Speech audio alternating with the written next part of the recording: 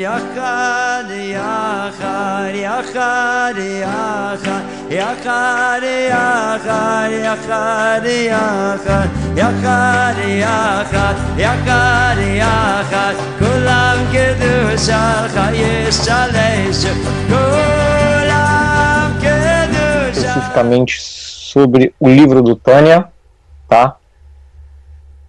Na semana de hoje a gente vai ver o capítulo 6, tá bom? Que assim como todos os capítulos introdutórios do Tânia, capítulo 6 é um capítulo inicial, a gente vai ver algumas das bases para a gente poder compreender alguns assuntos que o Walter Heber vai explicar um pouco mais na frente, tá? Então, desde o capítulo 1 até agora o capítulo 6, o Walter Heber está dando várias ensinamentos, várias bases, vários conhecimentos que são básicos dentro do judaísmo para a gente poder entender o que ele vai falar mais para frente com a gente, tá? Então, vamos lá para o capítulo 6. Mas antes de começar o capítulo 6, vamos só relembrar que bases foram essas que o Walter Heber passou nos capítulos anteriores, tá? Se a gente for lembrar, lá do capítulo inicial até o capítulo 5, a gente já falou um pouco sobre quem eram os Rachais, a gente falou sobre os Benonins, a gente falou sobre os Tzadiks e suas categorias, ok? Falamos sobre os aspectos internos da alma, que são as características intrínsecas da alma, tá? Que são justamente as Sefirotes. A gente falou das Sefirotes intelectuais, as Sefirotes emocionais, vimos como elas funcionam. Depois a gente falou sobre as roupagens, tá? A gente viu então as roupagens da alma, a gente viu que a alma ela se expressa através do pensamento, da fala e da ação. Esses são os 3 veículos que a alma usa para poder se expressar no corpo, tá? E agora, nesse capítulo 6, o Walter Heber, então, vai dar um foco, tá, na alma animal. A gente também viu nesses capítulos anteriores que nós temos 2 almas. Nós temos a alma divina e nós temos a alma animal.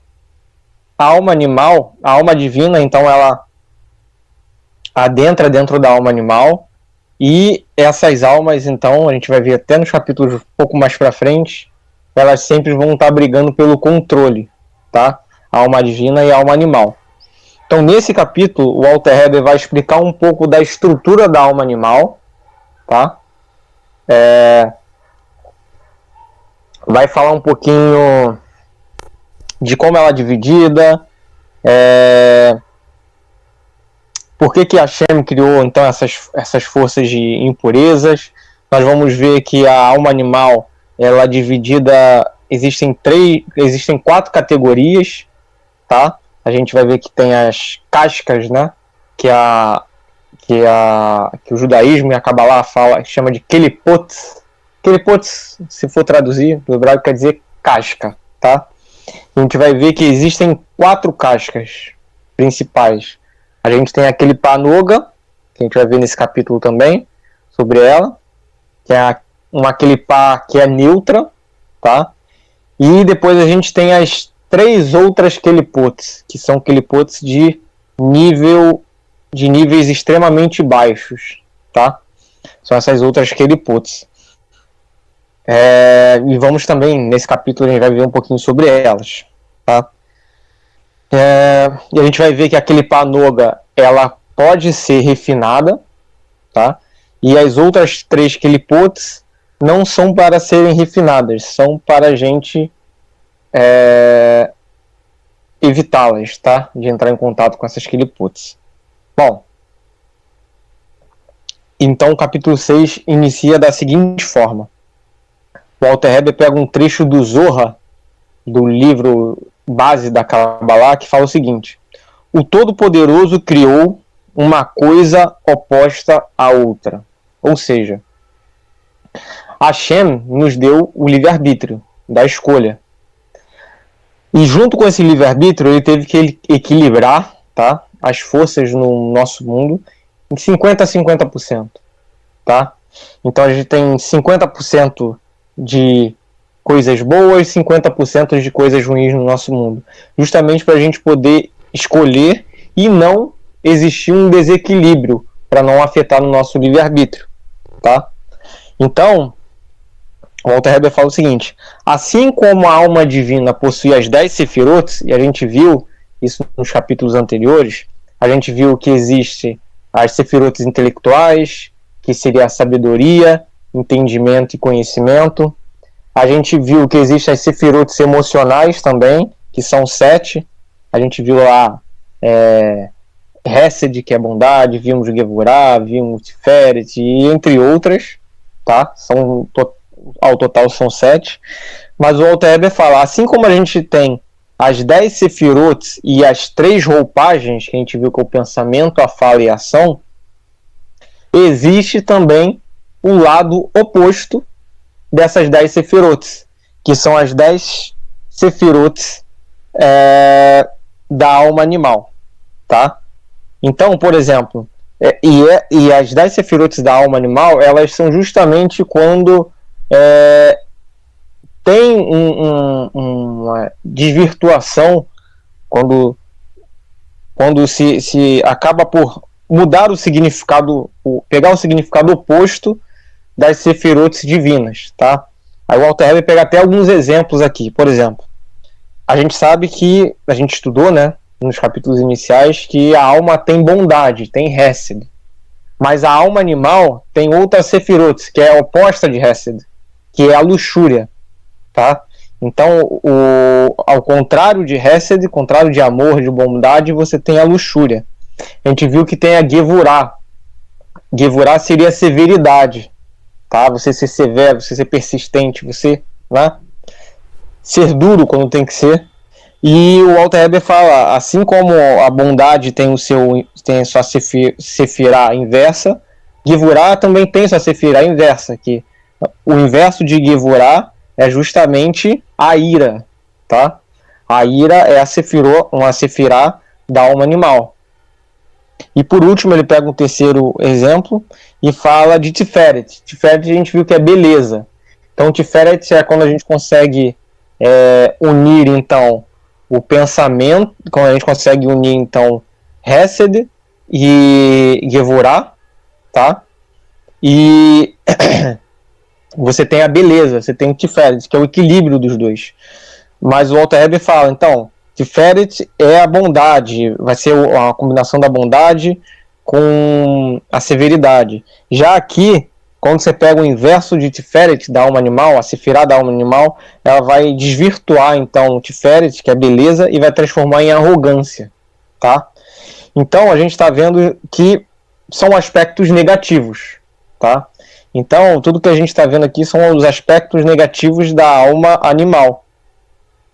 E o Alter Rebbe fala, assim como a gente viu lá que nos capítulos anteriores, que através do intelecto, que a gente viu, né, que as sefirot elas vêm de cima para baixo, ok? Então a gente viu que o intelecto ele vai interferir nas emoções, ok? O Alter Rebbe fala mesma coisa aqui. O intelecto também vai gerar esses 7 pensamentos negativos. Só que o intelecto quando você utiliza seu intelecto, utiliza sua sabedoria, seu entendimento para o mal, para o outro lado, tá? E para o outro lado a gente vai ver que é qualquer coisa que não seja divina, tá? O outro lado é qualquer coisa que não seja divina. Qualquer coisa que não esteja ligado com o Criador é o outro lado, tá? Então, quando a pessoa começa a utilizar tudo isso por egoísmo, começa a utilizar o pensamento dela, o intelecto dela, por egoísmo próprio, então ele começa a desvirtuar as suas sefirot divinas e começa a utilizar, então, da força para as sefirot da alma animal, ok? Então, o que a gente consegue já tirar daqui? que o mesmo funcionamento da alma divina é o mesmo funcionamento da alma animal, tá? Só que são opostos. Como o mesmo Zohar fala, o Todo-Poderoso criou uma coisa oposta à outra. Hashem criou 50-50, 50% de bom, 50% ruim. Energias boas e energias ruins, tá?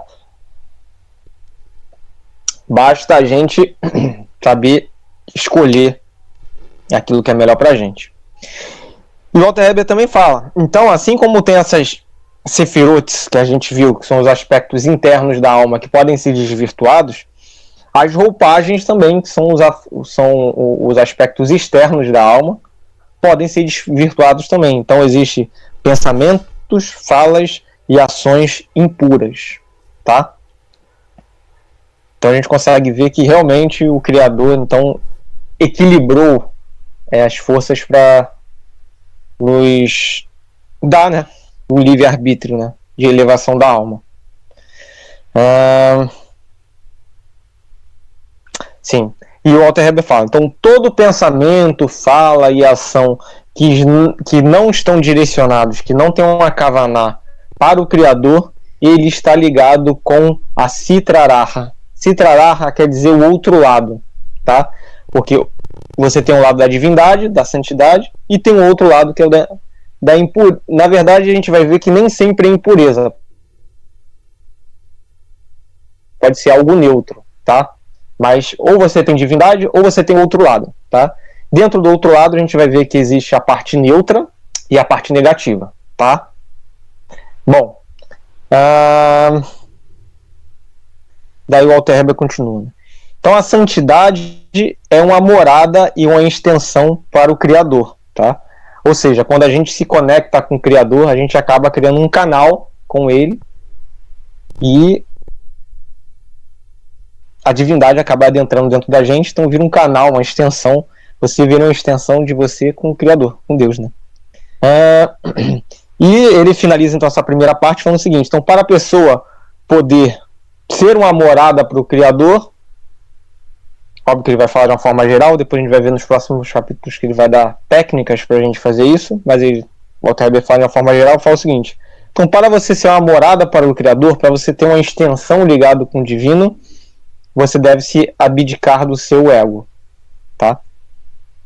E entra alguns comentários aqui, deixa eu ver.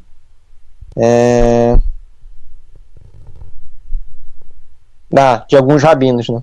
E alguns rabinos, quando comentam sobre o Tânia, o Rabi Miham, por exemplo, ele fala que, então, isso é uma das formas é a forma que o Criador criou o livre-arbítrio, tá? Não só o livre-arbítrio, como o mérito, tá? Então, a gente tem o mérito de escolher, então, as 10 sefirotes negativas ou positivas, de utilizar pensamento, fala e ação de uma forma ou de outra. A gente tem total autonomia para escolher qualquer um dos lados, e isso vai gerar nosso livre-arbítrio e os nossos méritos, tá?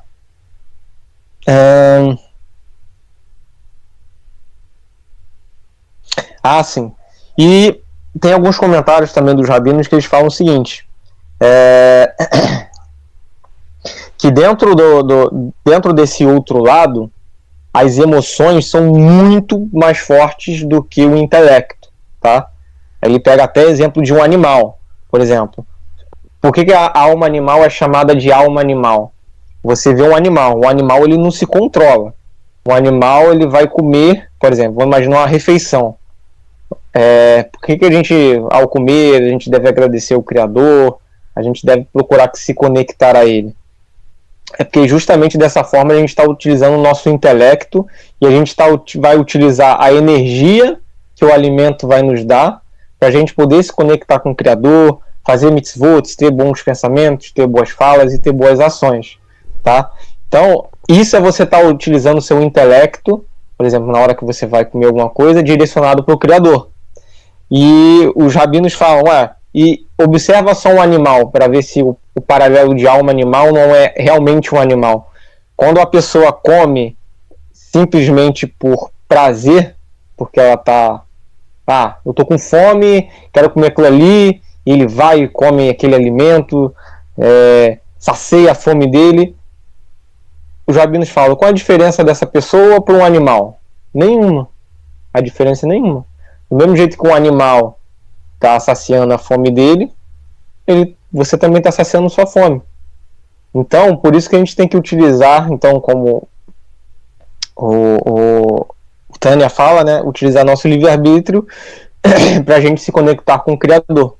Então, cada ação, eu sei que é difícil, mas cada ação, cada coisa que a gente vai fazer, a gente deve colocar, então, o Criador no centro do nosso pensamento, da nossa fala e da nossa ação. Mesmo que seja indiretamente, mesmo que seja inconscientemente. Então, vamos caminhar para a segunda parte do Tânia. Então, ele continua a segunda parte do capítulo da seguinte forma. Então, qualquer coisa que não se anula a Deus se considera...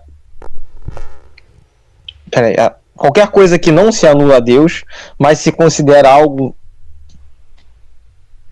separado dele, não recebe a santidade. Ou seja, qualquer coisa que se acha que é autossuficiente, que não precisa de ninguém, não precisa do Criador, ele automaticamente não recebe a sua santidade. E isso também a gente consegue já deduzir, justamente que uma pessoa que se acha autossustentável, ela já está utilizando muito o seu ego. E a gente viu que no finalzinho da primeira parte do capítulo do Tânia, Walter Heber fala, para você ser uma morada pro Criador, você tem que se abdicar do seu ego. E quando você se acha autossuficiente, acreditando em Deus ou não, isso não faz sentido nenhum. Você não consegue receber a santidade, você não consegue ter humildade, você só vai ter o ego. Porque ninguém é autossuficiente, tá?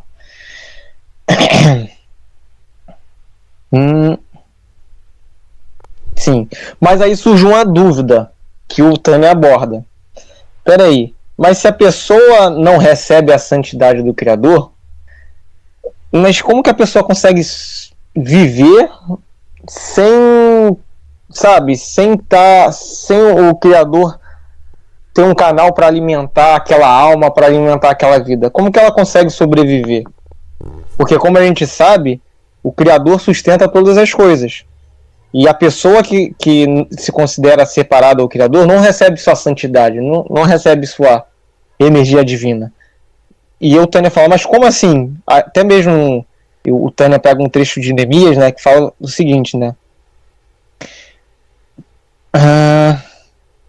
Tu dá a vida a todos eles. Ou seja, o Criador dá a vida a todas as coisas. Como pode, então, algo não receber a santidade do Criador e continuar vivo? O Tânia deixa essa pergunta no ar, né? Que parece lógico. Como a gente sabe, o Criador, ele fornece vida até mesmo a uma pedra. Tá? Se o Criador cortasse a divindade em uma pedra, aquela pedra deixaria de existir. Não existiria mais. Mesma coisa, gente. Se o Criador parasse de fornecer a sua luz condensada para nos manter vivos, a gente simplesmente deixaria de existir. Tá? Então, o Walter Heber deixa essa dúvida. Mas como pode, então, a pessoa não acredita no Criador, a pessoa tem um ego totalmente elevado, se acha autossuficiente, não recebe a santidade, como que ele consegue, né? Como ele existe, então? Porque falando dessa forma, não seria para ele existir, né? E aí o Walter Heber responde essa pergunta pra gente falando da seguinte forma. Então, existem duas formas de você receber a divindade do Criador, tá? Ele até usa termos aqui em hebraico. Uma é Pnimiut, que traduzindo, seria íntimo, tá? Essa forma de conexão é justamente quando a pessoa se conecta com o Criador, tá? Se liga ao Criador com a sua pura essência, ou seja, aquela pessoa que faz as mitzvot, faz de tudo para poder se conectar, se ligar ao Criador. Essa pessoa consegue se conectar então com a pura essência, cada um no seu determinado nível, no seu determinado grau, mas cada um consegue se alimentar e se relacionar com o Criador. Então essa pessoa, no seu íntimo, ela está se alimentando do Criador, ela está procurando se ligar ao Criador de uma forma direta, tá? Ele está se comunicando diretamente com o Criador. É como se o Criador estivesse te dando alimento na sua frente, tá? Está te alimentando. E a segunda forma de você se relacionar com o Criador é justamente a forma que o Tânia fala, que é de você receber a santidade pelas costas, que são justamente essas pessoas que se acham autossuficientes ou não acreditam no Criador, se acham melhor do que os outros, se acham que não depende de ninguém. Então essas pessoas com ego bastante elevado, o que vai acontecer com elas? Elas vão pegar essa divindade, essa divindade que mantém ela viva pelas costas, tá? Pelas costas, vamos falar assim, entre aspas, né? Também é um termo figurativo, tá? Que o Tânia está usando. Então ele até pega um exemplo. Assim como uma pessoa pega algo de alguém que não gosta, as pessoas que têm um ego elevado e se acham autossuficientes se alimentam da divindade do Criador. Então até o Tânia manda a gente até ilustrar isso mentalmente, né? Como se, imagina que sei lá, você tá precisando morrendo de fome, tá precisando de comida, e vem uma pessoa que você não gosta, que você odeia, se despreza ela, e aquela pessoa te dá um alimento. O que você faz? Você desvia o olhar dela, mas você está precisando se alimentar, senão você vai morrer, então você abaixa a cabeça assim e pega. Então assim é considerado uma pessoa arrogante, uma pessoa com ego alto, e ela se alimenta, então ela se mantém viva através então do que o Walter Heber fala, né, de se alimentar pelas costas do Criador, tá? Deixa eu ver aqui se foi a parte. Bom, é isso. E daí ele continua. E isso, então, essa coisa de se alimentar pelas costas, se alimentar pela frente, isso vale também para os objetos, quando a gente tem uma ligação com o objeto. Então ele fala o seguinte: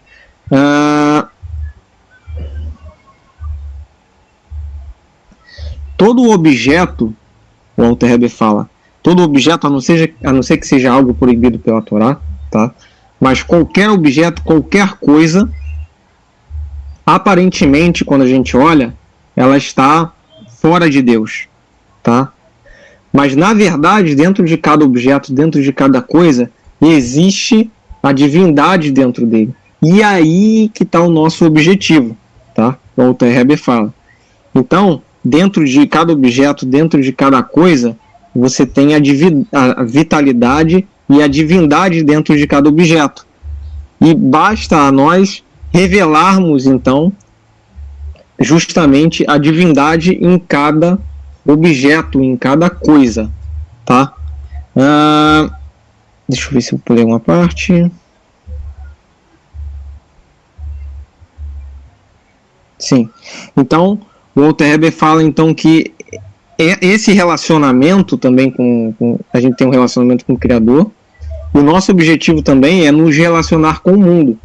E assim como, o que ele está querendo dizer aqui pra gente? Vamos imaginar um celular, tá? Então você pode fazer boa utilização de um celular, ou você pode fazer a má utilização do celular, tá? Dentro de um celular, um objeto que a gente criou, existe divindade nele. Com o celular a gente consegue estudar a Torá, a gente consegue falar com pessoas que a gente ama, a gente consegue transmitir palavras de carinho, palavras de solidariedade com pessoas que a gente ama, e ao mesmo tempo, com o celular você consegue fazer coisas muito ruins, tá? E é isso que o Walter Heber está querendo falar com a gente, tá? Assim como nós temos esse relacionamento do Criador, a gente também, isso vale também para os objetos, porque aparentemente, a gente vai ver isso porque o Walter Heber vai explicar agora mais para frente, aparentemente um objeto está fora de Deus, não parece estar ligado com Deus, mas na verdade todas as coisas que existem, elas têm uma vitalidade e elas têm uma divindade dentro delas, e é o nosso objetivo revelar a divindade dentro de cada coisa, ou seja, revelar a luz não só dentro da gente, mas fora da gente também. Óbvio que prioritariamente é dentro da gente, para depois a gente revelar fora da gente, tá? Mas o Alter Rebbe deixa aqui claro isso também. Deixa eu ver se faltou mais uma parte. Sim. E ele fala, então por que um objeto parece estar fora da gente, fora de Deus, na verdade, né? Por que o Alter Rebbe utilizou esse termo, né? Quando a gente olha um objeto, o objeto parece estar fora de Deus. Porque esse mundo que a gente vive é o mundo do exílio, que é o mundo de Asiá, que é o mundo das Kelipotes, tá? Por isso nós não sentimos Deus, justamente porque esse mundo é o mundo do exílio. A gente está no mundo físico, tá? A gente sabe que os outros existe o mundo espiritual, e lá no mundo espiritual é algo totalmente diferente do mundo físico, tá? Lá eles têm uma conexão maior com o Criador, eles conseguem enxergar a radiação da luz do Criador, a luz divina do Criador. Aqui não, aqui parece que está tudo separado dele, parece que está tudo longe dele. À toa, como o Alter Rebbe fala, um objeto parece estar fora de Deus, fora do Criador, mas na verdade tudo está dentro dele, porque ele é infinito, tudo está dentro dele. Só que a gente vive no mundo do exílio, no mundo das Kelipotes. Por isso nós não sentimos Deus como os seres espirituais, os seres que estão no mundo dos espirituais, tá? E essa ocultação, ela está em todas as coisas, não é percepção só nossa, mas é de um objeto. Quando a gente utiliza um objeto, quando a gente utiliza alguma coisa, tudo que está no nosso mundo, ele está em exílio, entre aspas, tá? Do Criador. Por isso que a gente tem que revelar a divindade dentro de cada coisa. Esse é o nosso objetivo, esse é o game, tá? É a gente revelar então a luz dentro de cada objeto, dentro da gente, que a gente tem um bom relacionamento com o Criador, e dentro de cada coisa. Porque tudo tem divindade oculta, a não ser, como o Alter Rebbe fala, que seja algo proibido pela Torá. Aí a gente vai entender isso melhor agora. Bom, então caminhando para a terceira e última parte aqui.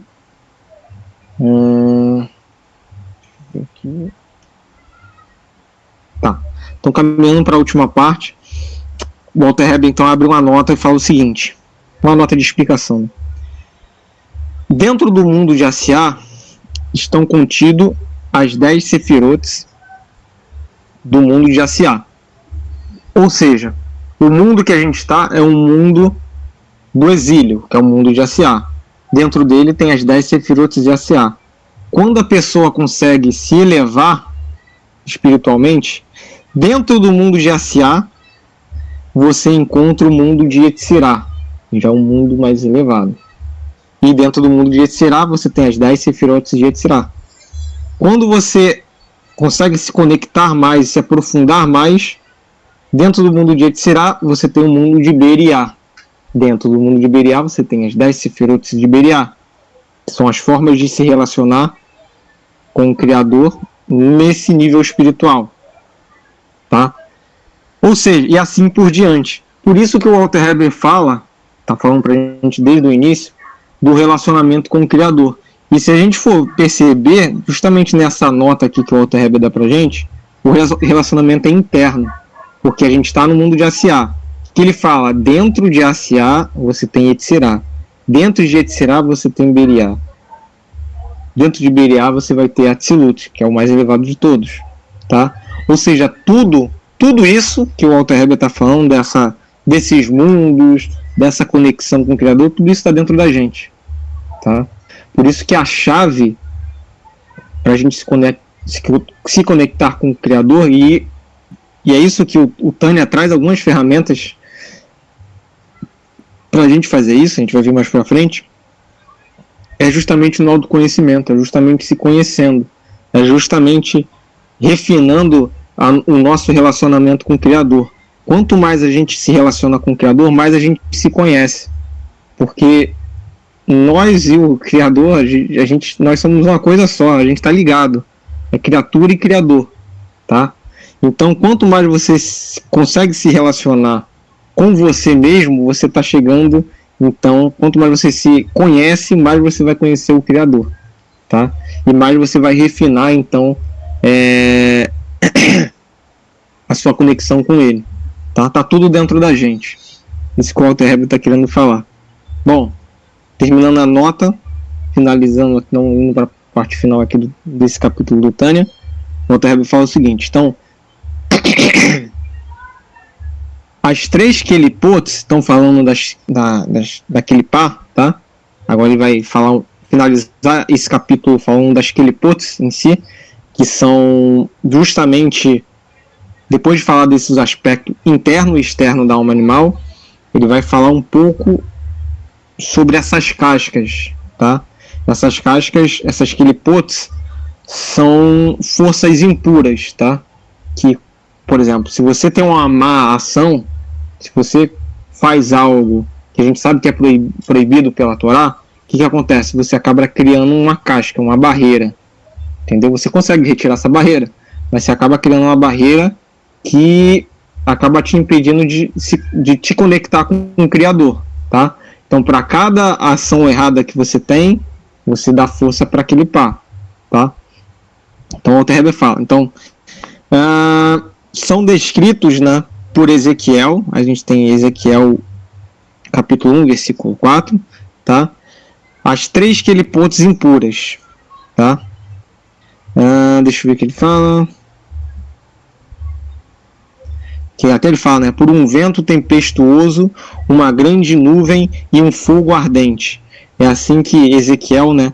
Então ele descreve as três Qelipotes. As três Qelipotes, elas não é o nosso objetivo, tá? Elevar essas três Qelipotes. O nosso objetivo é evitá-las. Não é à toa que tudo que está ligado com as três Qelipotes é descrito pela Torá para a gente não se relacionar, tá? Então tudo aquilo que a Torá considera ruim é o que está ligado com as três Qelipotes. Não, o nosso objetivo é elevar aquilo ali, tá? Nosso objetivo é se afastar daquilo, não chegar perto daquilo ali. Mas como eu falei para vocês no início do capítulo... Tem como repetir para mim as três Qelipotes novamente? Tem. Falhou? Show. Vamos lá, então. Então é o seguinte. Então o Tânia, então, fala que a gente viu no início do capítulo que são 4 Qelipotes, tá? Existem as 3 Qelipotes impuras. Essas não são Qelipotes para a gente se relacionar, tá? Porque elas estão relacionadas justamente com aquelas mitzvot proibitivas. Então tudo que a Torá proibiu é porque não é da nossa alçada mexer com aquilo, tá? São as 3 Qelipotes impuras, tá? Não é pra gente mexer com elas, é pra gente se afastar delas, que a gente não consegue extrair luz daquilo ali. Não é à toa que a Torá proíbe aquilo ali. Porém, como a gente viu, são 4, a gente falou de 3, resta uma. A outra Qelipá, que ficou faltando, que não são essas 3 Qelipotes, que ele chama de 3 Qelipotes mesmo, lembrando que uma mais baixa do que a outra, por mais que a gente não deva se relacionar com elas, elas ainda têm níveis de impureza ainda, são gigantescos. Existe uma Qelipá que é normal, essa aí a gente vai interagir todo dia e não tem problema ela, que é a Qelipá Noga, tá? Noga quer dizer como fosse translúcido, tá? Em hebraico, é como fosse fina, que você consegue ver o outro lado. Então essa Qelipá, ela é uma Qelipá neutra, tá? Então, por exemplo, a gente viu que o Walter Herbert explicou pra gente que tudo que não está ligado com a divindade está ligado com o outro lado. Por exemplo, você saiu para se divertir, tá? Você saiu para se divertir, foi no barzinho, foi tomar uma cervejinha. Isso está ligado com a Torá? É uma mitzvah? Não. Mas está errado? Não, também não. Não tem nada de mal você ir no barzinho, tomar uma cervejinha, conversar com os amigos. Não tem problema nenhum, tá? Então, isso está ligado com a Clipá Noga, tá? A Clipá Noga, ela vai ser neutra, tá? Por que neutra? Porque vamos lá, vamos pegar esse mesmo exemplo. Imagina que você foi no barzinho lá beber com os amigos. Mas você foi no barzinho beber com os amigos para poder falar mal dos outros, para poder prejudicar alguém. Por isso que essa clipá é neutra. Ó, você está pegando, ela é neutra e você está pegando esse acontecimento e levando para as 3 outras clipotas. Você já está fazendo algo errado, algo que a Torá proíbe. Do mesmo jeito que você pode ir no barzinho, chegou lá, tá com seus colegas, confraternizar, abraçar, ver eles, matar a saudade. Isso é uma maravilha. Ótimo, tá ótimo. Você está se elevando, você está melhorando seu relacionamento com seus amigos. Isso é ótimo. O Criador ama isso. Então você está elevando essa clipá noga. Então, em uma mesma situação, a gente consegue ter algo bom ou algo ruim. Isso é justamente a clipá noga, tá? Ela é neutra. Então você consegue, a partir dela, ter algo bom ou algo ruim. Ok? Deixa eu ver se faltou mais alguma coisinha. Sim. E os rabinos até deixam alguns comentários falando o seguinte. Então, a alma divina, quando ela vem para esse mundo, ela, por mais que a gente saiba que existe 50%, mas a alma divina ela está em desvantagem, tá? Com a alma animal. Por quê? A alma animal é física. Ela pertence ao mundo físico, o mundo de A.C.A. Então a alma animal, ela está no seu habitat, ela está num ambiente que sempre foi dela, tá? Mas a alma divina não. A alma divina, ela pertence ao mundo espiritual. Então nessa batalha aí, a gente já vê então que para a alma animal para a alma divina é um pouco mais difícil, tá? Porque esse mundo, ele está repleto de cascas. A gente viu que a gente vive no mundo do exílio. Então todas as coisas, tudo que a gente se relaciona é casca. A gente pode ter o exemplo do celular que eu dei, você pode utilizar de uma forma boa ou de uma forma ruim, tá? E também comentam algo que eu também já falei para vocês, que todas as mitzvot que são repreendidas, né, na Torá, que a gente não deve fazer, que a maioria delas estão ligadas com as 3 kelipotes, tá? Por isso que a Torá pede para você não mexer com essas coisas, porque não é seu objetivo levar aquilo ali, tá? E alguns rabinos também trazem algumas opiniões. Mas qual o objetivo então dessas impurezas? Qual o objetivo dessas forças, não é? Dessas cascas? O objetivo delas e a missão delas, tá? Elas fazem aquilo que o Criador mandou. É importante falar isso. As Kelipotes, elas não são forças independentes, tá? Elas são forças que seguem aquilo que o Criador, seguem a natureza que o Criador pôs nelas, tá? As Kelipotes estão aqui justamente para fazer a gente exercer o nosso livre-arbítrio, tá? O nosso poder de escolha. Mas qual o objetivo delas? Qual é a natureza delas? A natureza das cascas é querer negar a nossa conexão com o Criador para que elas possam nos dominar, tá? Através de sentimentos, de pensamentos negativos e nublar nossa presença do Criador. Porque quanto mais você faz coisas proibitivas, quanto mais você faz coisas que e não tem como, né? Você faz algo proibitivo, você acaba se afastando do Criador. Então isso vai te nublando, isso vai te afastando do Criador.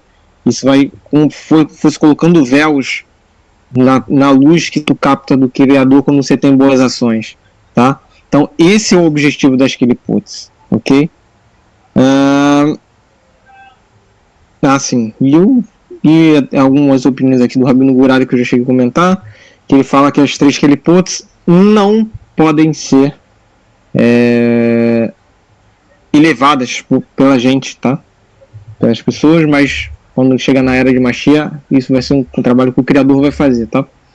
ele vai elevar essas 3 Qlipotes para a gente enxergar o Criador em todas as coisas. E é isso. Então com isso a gente finaliza o capítulo 6, tá? Espero que tenha dado para entender. Se alguém não entendeu alguma coisa, algum trecho aí que eu falei para vocês, pode perguntar. Bom, pode ficar à vontade, pode perguntar, não precisa sentir vergonha. E é isso. Tá bom? Não, foi muito top aí. Gratidão aí pela aula. Parabéns aí, foi muito bom. Valeu, Renato, obrigado. Quem quiser fazer algum comentário, alguma coisa que já leu, falar alguma coisa, pode ficar à vontade. O Otto levantou a mão, pode falar, Otto.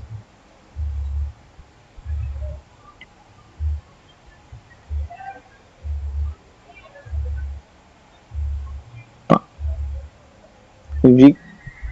Opa. Se levantou a mão, Otto, pode, se quiser falar alguma coisa, pode falar. Pode dizer, seu microfone tá mutado. Se quiser, aí é só você desmutar ele para você poder perguntar ou trazer algum comentário.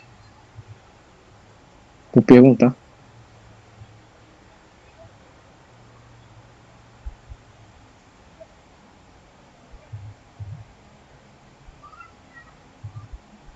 Então,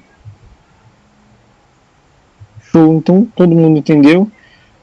Pessoal, eu tava pensando em dar o capítulo 6 e 7, eu imaginei que não fosse dar para dar os dois, porque quando eu reli o capítulo 6 para passar o estudo para vocês, eu adicionei mais uma folhinha de anotação e eu vi que ele ficou bem maior.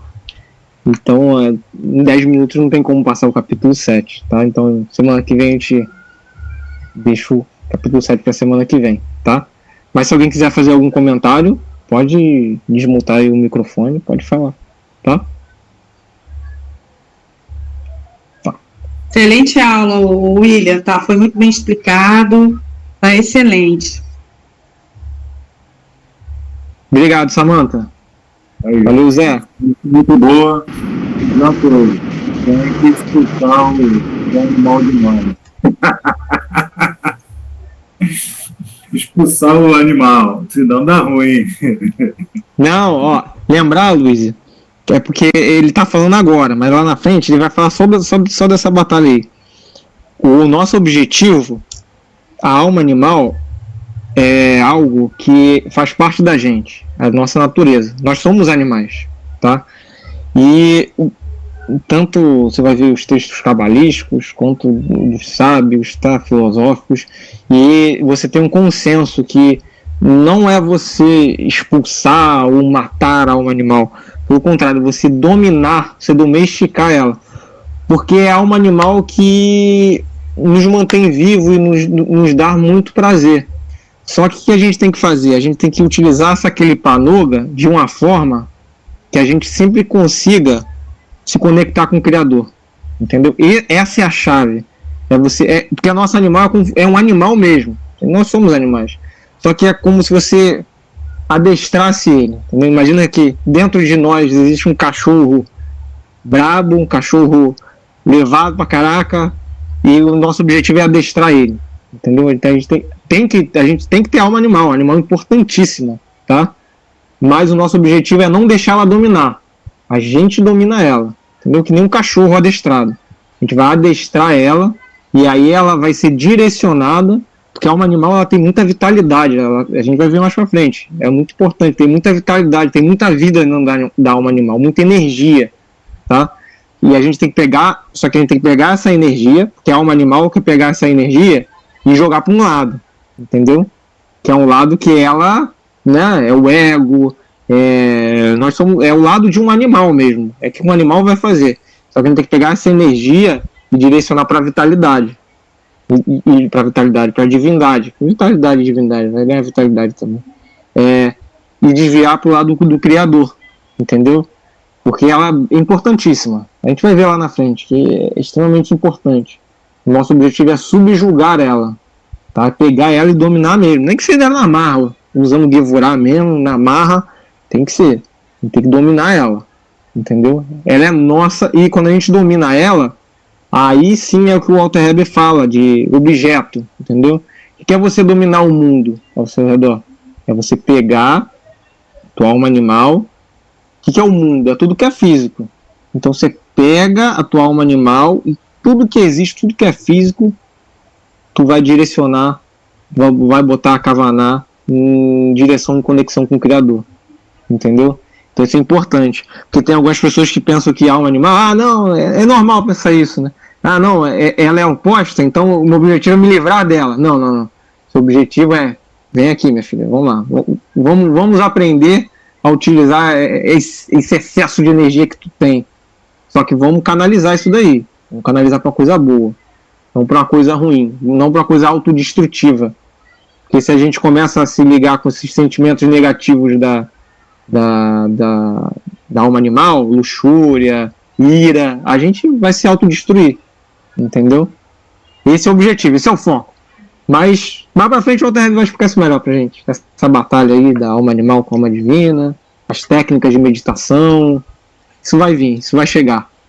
Já tá chegando os capítulos. Show de bola, parabéns. Valeu, Luiz, obrigado, hein? Então é isso, pessoal, ó. Já que ninguém fez pergunta, vou acreditar. Opa, pode perguntar. Só, já que já vai terminar, só um recadinho pro pessoal. Só reforçar, pessoal que foi pedido ontem, tá? Que a Beit tá precisando muito da ajuda da Tzedakah de vocês, tá bom, gente? Quem puder, quem quiser e puder colaborar, tá bom? A gente tá precisando muito. Na descrição do vídeo, para quem tá assistindo no YouTube aí, vai estar ali a chave Pix ali da Beit, e nos grupos também, vai ser colocado lá a chave Pix, tá bom? Quem puder colaborar aí, a gente sabe, a gente tá nessa correria aí, nessa luta para poder alugar o espaço físico, né? Mas então a gente tá precisando de ajuda aí, tá bom, gente? Então quem puder aí, poxa, vai ser de grande valia aí, e pode ter certeza que a Beit é transparente e tudo que é feito vai ser prestado conta para vocês, tá bom? Só isso. Perfeito. Daí, pessoal. Boa, Renato. Isso aí, pessoal, porque eu tô longe, assim, eu sei que online é uma coisa, mas, pô, você estar em presencial, na Beit, sabe, assistindo às aulas, cara, nada substitui o olho no olho. Nada substitui. Ana, você deseja falar alguma coisa? Você levantou a mão.